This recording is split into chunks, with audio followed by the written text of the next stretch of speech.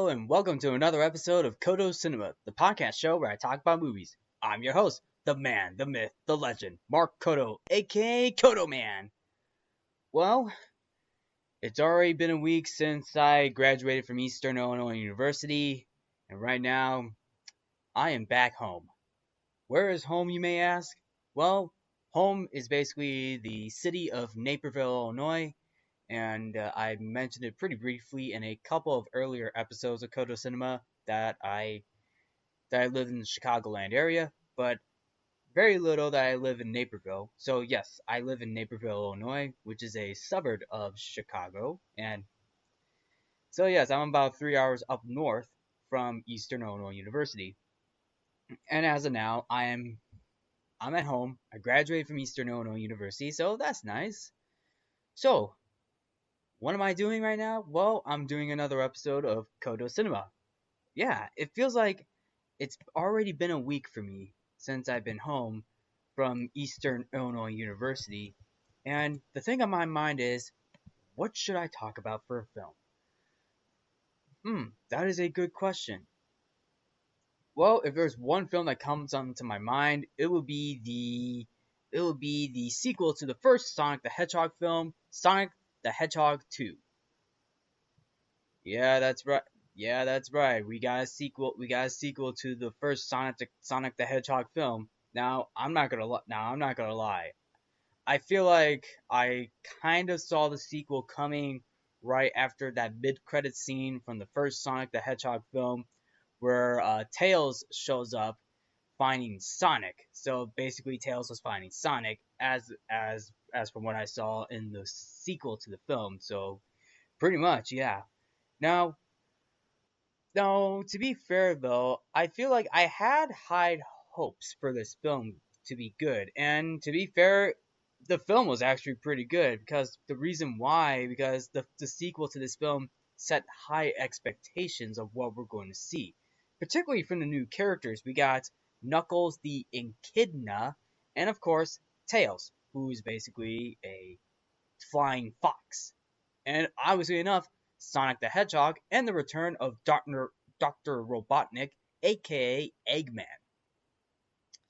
So this actually got a lot of people hyped up for the sequel because many people are expecting the sequel to go all out. I mean, with the characters that we got in this film, believe me, when I actually saw the trailer for the first time, the trailer dropped sometime in December. It was like December of 2021 during one of the video game awards nights. The first trailer for Sonic the Hedgehog dropped. For the sequel, it dropped during that video game night. I forgot what the awards ceremony was called, but actually, if I do a little fact check right here, it was the Game Awards, the 2021 Game Awards, which was sometime in December. It was during that first couple of days in December. It was during those first few days in December when the trailer dropped during the 2021 Game Awards, and I will admit I was hyped up for Sonic the Hedgehog 2. Like, I really was looking forward to see this film. Now, on a side note, I never played the Sonic the Hedgehog games. I'm just saying this to admit because I never played any of the games. I am familiar with the character of Sonic the Hedgehog, but I have never played the games of Sonic the Hedgehog. If there was only one game or media type where I actually was able to play Sonic, it would definitely be the Super Smash Brothers. Because I'm not gonna lie, Super Smash Brothers is probably my favorite, one of my favorite video games of all time. Where because you get to fight different characters, including Sonic the Hedgehog, and Sonic the Hedgehog likes to fight different characters from video game properties, which I find it to be awesome, hilarious, and cool. And the fighting of that, action packed. Speaking of action packed, this film was very heavy on action as well. I feel like Sonic the Hedgehog 2 had a lot more action in this film compared to the first film. Because if you think about it, the first film, first film was mostly an origin story of Sonic the Hedgehog, and I feel like that really makes sense. It makes sense because the first Sonic the Hedgehog film came out in 2020. I mean, it was originally supposed to come out in 2019, which we all know why it was pushed to 2020. I'm not I'm not getting over that design. That design of the original design for Sonic the Hedgehog was literally the controversy that made Jeff Fowler realize, like, okay, I get what you're saying. Now let me redesign this character, and then we'll go from there. Going off topic, somebody was able to join the podcast for a little bit, for a very little bit. It's my identical twin brother, Mike. Mike, say hello. Hello, everyone. My name is Mike Codo. Just came home from College DuPage, and I actually finished up my second year of coach. Why, that is very good, Mike. By the way, he also went to see the Sonic the Hedgehog sequel with me. So, Mike, tell me a little bit about your thoughts on the sequel to Sonic the Hedgehog. Okay, my thoughts on the film. I gotta say, it was an improvement from the first film. It has a 68% on Rotten Tomatoes. Well, that is true because the score on Rotten Tomatoes was 68% compared to the first film. I'm pretty sure it was 63%. It's 63. Okay, yeah, so that makes sense. Go ahead, Mike. Well, compared to the first film, this was a 2-hour film. That is right, a 2-hour film. I mean, that was longer than the first one. Well, the first one was 1 hour and 38 minutes. Or was it 1 hour and 39 minutes? I think you might be right on the 38 minutes. Let me check that. Go ahead, Mike. Okay. Well, despite the changes from the first trailer of Sonic the Hedgehog, the second trailer came and it got much more improvements. They were able to fix the design for Sonic. Yep, it was 1 hour and 39 minutes for the original Sonic the Hedgehog film, the one that came out in 2020. And Jim Carrey was able to give his best performances. I say it was one of his best. I say it was one of his best performances that I've actually seen from Jim Carrey. But also, from right out of the gate, I knew they made the right decision that they casted Jim Carrey as Dr. Robotnik. That's right, folks. Jim Carrey plays a great villain, Dr. Robotnik. Also known as Eggman. Alright, Mike, any other thoughts you want to throw into the film? Well, he was able to survive in the Mushroom Land. I hope it's not the Mushroom Kingdom. Actually, to be fair, I would love to see a crossover of that. Mario and Sonic. That's right. Mario and Sonic. Oh. Okay, I should be leaving right now. Thank you all so much. And I am Mike Codo, signing off. That was Mike Codo, everybody. Hey, he just made his first appearance. He just made his very first appearance on the show. And he just did as Dr. Robotnik would do. Especially, I'm pretty sure he did that in the film, which I know he did. Okay, so anyway, now I know what you all might be thinking. Like, well, was this film going to turn out pretty good? I mean, as I already mentioned, according to my twin brother Mike, the film got a 68% on Rotten Tomatoes, which if you think about it, that's actually a pretty good score.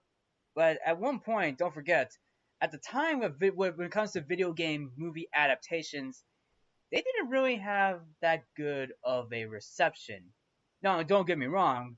There have been a few good video game films where, even though it did turn out bad, it actually turned out to be so bad it's good, or just an okay video game movie adaptation.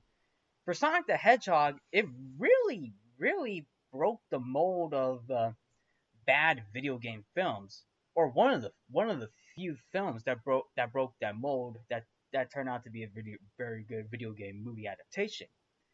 For the sequel, though, oh my goodness, that was something. It was literally something. It was like next level. I mean, like you can definitely tell, especially from the trailer that came out in December. You could definitely tell that this film was gonna throw a lot, especially for the fans of the video game.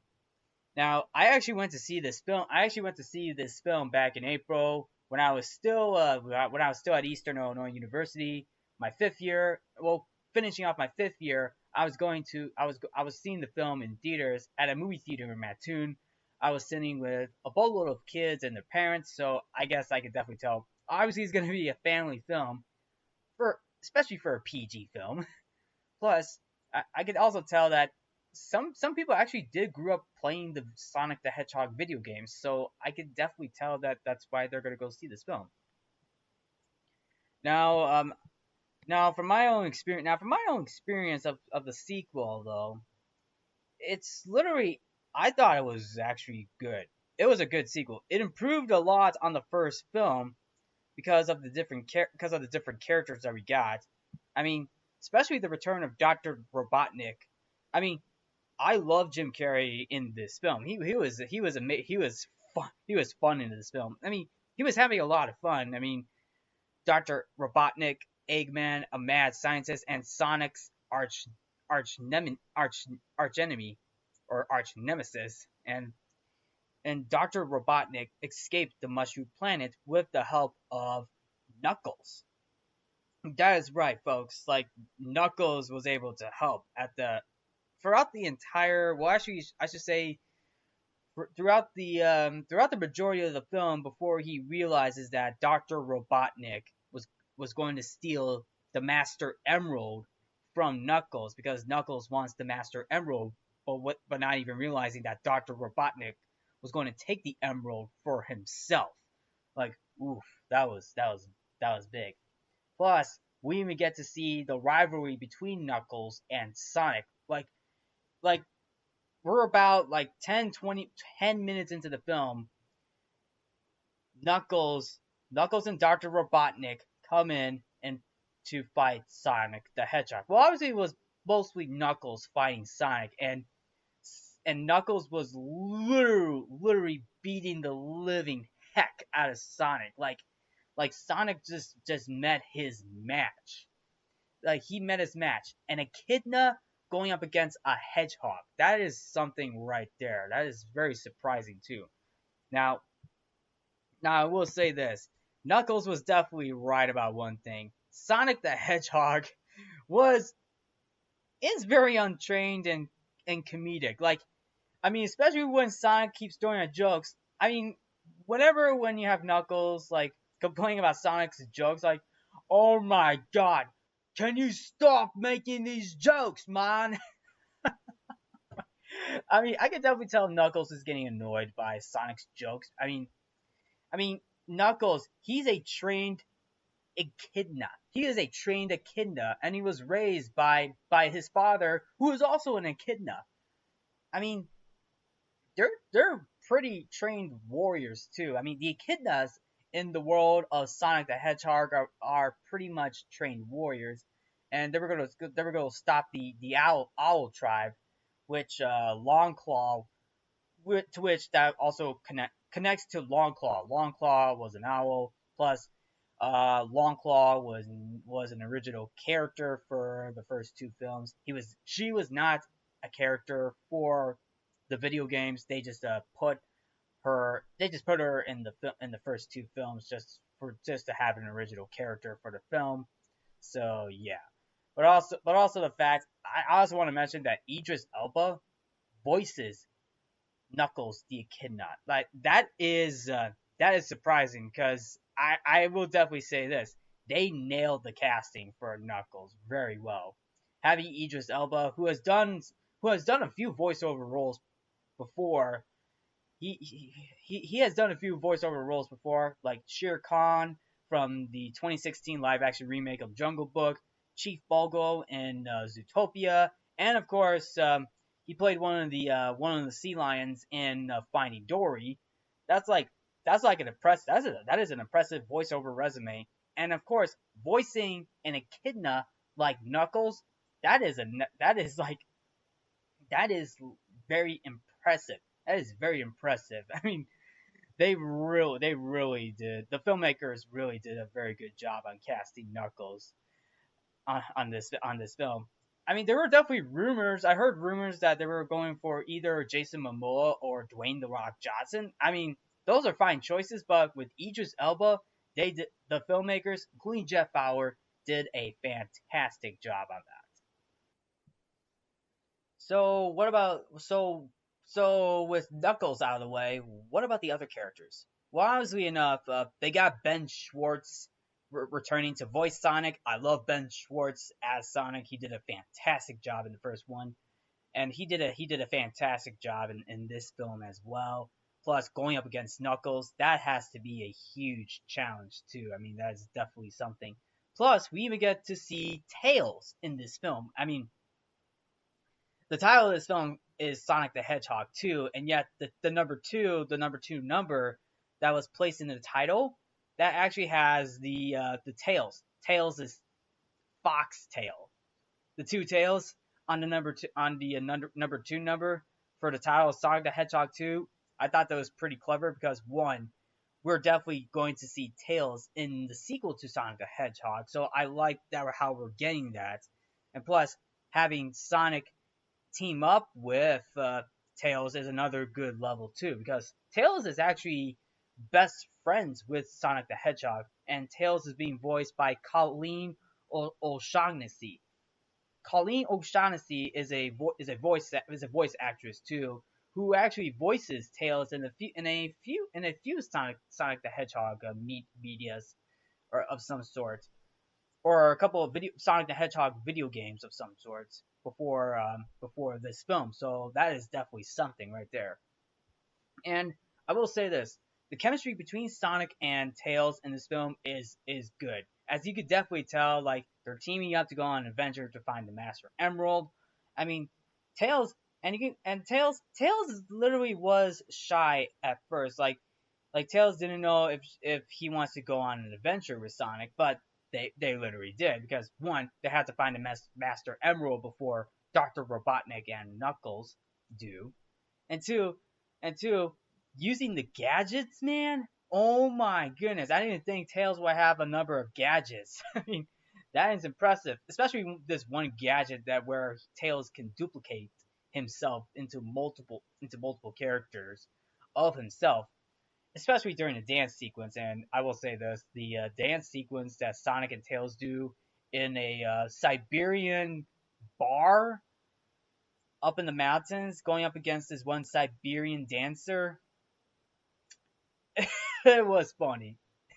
I thought it was funny. It did give me cringe a bit, but at the end, it was a nice, fun little competition for Sonic and Tails going up against this one Siberian dancer. Especially during this one moment when they entered the Siberian bar, and they were shocked. They were shocked of what they're seeing inside that bar. It's like if it's like if Sonic and Tails had never been inside a bar. But actually, Sonic did go inside a bar with with uh, with James Marsden's character in the first film. Well, actually, Sonic went in there by himself in the first film to that one bar. It was Tom Wachowski. Like Sonic was in that bar with Tom Wachowski in the first film, where he's not that all afraid. But in this sequel, Sonic goes into that bar with Tails, and realizing that this bar is way different than the one that he went to in the first film. So it's almost like one, he's probably never been into a different bar. It's like he's expecting that he has been in a bar before. Well, yes, he was in that one bar in the first film, but this bar, oof, when realizing that this bar is not what it seems, yeah, you can definitely tell. Yeah, you can definitely tell that Sonic and of course Tails are pretty much a little bit afraid, but they were able to go inside that bar. Especially in the moments when they see this one old lady sitting by the fire knitting something, but they thought, oh, okay, okay. They were like, okay, okay, but then she shows Sonic and Tails a knitted blanket of a skull and crossbones. I was like, oh boy, oh boy, yeah, I could definitely tell Sonic and Tails were scared. But anyway, Tom Wachowski and his fiance, I'm pretty sure, or no, wife, Tom's wife, Maddie. They go to they both go to Hawaii to celebrate a wedding because Maddie's sister was getting married a to a to an undercover agent. Turns out to be an undercover agent named Randall. And what's actually ironic is that this whole undercover thing was revealed after Sonic and Tails were attacked by Robotnik and Knuckles through an avalanche because Sonic and Tails went through one of his rings that Tom actually has to open the portal to let Sonic and Tails in, but it has an avalanche of snow coming in. Excuse me, I had a hiccup right there. But man, once I found out like in this film that this whole wedding was like a setup to capture Sonic and Tails, oh boy, I accidentally freaked out. I was like, what? What? How did they the entire agency crashed the wedding to capture Sonic and Tails because they thought they are extraterrestrial threats when that is not true because Sonic saved the world from Dr. Robotnik, but somehow the government does realize that Robotnik might be alive. I mean, which is true. Dr. Robotnik was alive in this is alive. Dr. Robotnik was always alive throughout both films. And it's not like that he died. No. He didn't even die in the first film. No, I saw the entire first film of Sonic the Hedgehog, and he was in that mushroom planet. What did the government agency thought that Robotnik would be dead in the first film? I mean, it is something too. I mean he was trapped in the mushroom planet.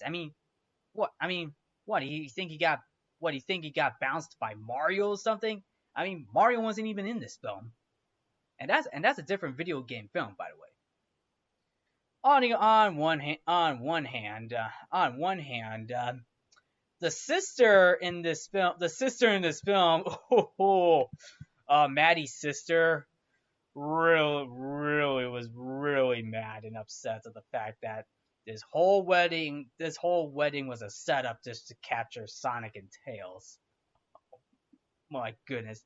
And she went on a rampage, and my probably my favorite one of my favorite moments from that wedding crash was when she was driving this golf cart and has that sign, one of the signs that says one of those like just married signs, and she was like, "Honey, I'm home." Oh no, it's like, "Honey, wifey's home." Oh my. I was like, "Yep, yep, this is going down pretty quick." Plus an explosion in the background. Sometimes you can't look back at explosions. I mean, other than that, I mean, I do like how um oh what's her name? Rachel is the older sister to Maddie, by the way. I like how Rachel and Randall did reconcile after that whole debacle. Although I'm pretty sure everybody's gonna have a different opinion on that. But I also like how they how they trapped the guard, that one lead head guard, the commander or something. They tied him to a chair. I thought that was hilarious because the commander was the one who set up this entire this entire operation. Plus, I also liked how plus yeah, I also liked how the film really focuses more a lot on family because it really does show like yeah, Sonic is still a kid who easily messes up everything, particularly with the opening of the film where he literally destroyed one of the street blocks of Seattle. I I got a few chuckles out of that because seeing Sonic become like a superhero, one that's pretty funny because I mean Sonic saved the world from Robotnik. Why not try to do that in the city like Seattle? Plus, trying to get that whole trademark, calling himself Blue Justice. I think it should have stuck out with Devil or something. Blue Devil, I think that's what they called him in the first film, the Blue Devil. They probably should have stuck out with that, but that probably would have been a ripoff of Daredevil. You know what I'm saying, right? But other than that, Sonic literally fails at trying to prevent destruction. He destroyed literally an entire block of Seattle. Plus, I mean, he was able to save that one truck driver who was driving the bank the bank truck or some sorts, while also stopping the robbers from robbing that truck because that truck had a ton of money in that truck. So that was so I kind of get that, but also at the same time, Sonic was very reckless while doing this, and I could definitely tell why he's now being criticized for being reckless, particularly from Tom Wachowski, because Tom found out that Sonic snuck out during the evening while putting in a doppelganger of herself, or should I say, a plushed version of himself on his beanbag chair to distract Tom, which did not work because Tom realizes while he was bringing Sonic new comic books. I'm pretty sure they're the Flash comic books because Sonic is fast, and so is the Flash. But yeah, but anyway, but I do like how they have that conversation out in the lake between Sonic and Tom. It really does show like, hey, you're still a kid, but you need to know about certain responsibility. And to be fair, I like that because Sonic, yes, this is Sonic the Hedgehog. In the new world, you gotta learn about some responsibilities. Yeah, even if yes, going back to the first film, Sonic was a little baby hedgehog, being a little bit irresponsible, especially when after losing Longclaw to the Echidna Warriors, which is also sad because Sonic still has a soft spot for Longclaw after realizing one of the owl feathers was floating down from the map. So yeah, but also since I also mentioned the beginning, I want to go back to the beginning a bit just to say that the introduction to Knuckles was breathtaking because once Dr. Robotnik was able to build a satellite with one of Sonic's quills to get a signal and having a portal open and seeing Knuckles come out, that was surprising because when I saw Knuckles coming out of that portal, I was surprised to see Knuckles come out, especially for Robotnik, as he didn't even realize that there is another. He thought it was a. I'm pretty sure he thought it was a hedgehog, but it's an echidna. It's an echidna is a bit different than a hedgehog, I believe, but I could be wrong. But other than that, when I heard Knuckles talk for the first time, he's by saying, "Where did you get that quill?" I was in shock because I'm hearing Idris Elba voicing Knuckles, and that was right out of the gate very very very cool and shocking too because I'm not gonna lie, seeing Knuckles on screen is next level. And plus, being a rival to Sonic the Hedgehog is another level. especially especially with later scenes when Knuckles teams up with Robotnik. He crushes his hand because Knuckles' hand is so strong that it can crush any hand. It's just, oh my goodness, it's just hilarious too. I also like how, like, when they were inside the Mean Bean coffee shop with Agent Stone, and they were looking at the text message, and Knuckles is just there watching, saying dot dot dot dot. I completely laughed because here's the thing: Knuckles has never seen a text message where one of the bubbles or messages that has like the bubbles in it or dots that's just there letting people know that somebody's texting, like dot dot dot. It's just hilarious. And Agent Stone accidentally mistakes Knuckles for a porcupine instead of an echidna. He just didn't know. Agent Stone didn't know, but that's pretty hilarious too. But also, the fight scenes between Knuckles and Sonic, they're good. I like the fight scenes too because Sonic has met his match. And the first fight, he was trying to use what he got from his powers to stop Knuckles, but that didn't work because Knuckles literally pounded Sonic, but Tails comes in with a police car to knock out Knuckles, and we also get a pretty fun car chase of Sonic and Tails with Knuckles. By the way, for those of you who may or may not know, Neil H. Mortis was the producer for Sonic the Hedgehog, and he also produced the Fast and Furious films. So I got a little bit of Fast and Furious vibes out of that, and so yeah. But also later on, we get to see another fight between Sonic and Knuckles on top of a mountain, and it was more of a snowboard chase, but also a little backstory of uh, Knuckles Knuckles lost his tribe and his father to the Long Claw and the Owls. I mean, it really comes to show that Knuckles wants to get revenge really wants to get revenge because Sonic has connections with Longclaw. Like Longclaw really took care of Sonic, and yeah, that's really. And I'm pretty sure I kind of saw why Knuckles wanted to go after Sonic for it too. Plus, also, especially now going into the third fight, Knuckles and Sonic. No, I mean Sonic had the upper hand. Sonic had the upper hand too, but also kind of realizing that the temple that they were in was about to flood after Robotnik stole the emerald. Sonic and Knuckles almost met their demise, but thankfully they were able to save each other.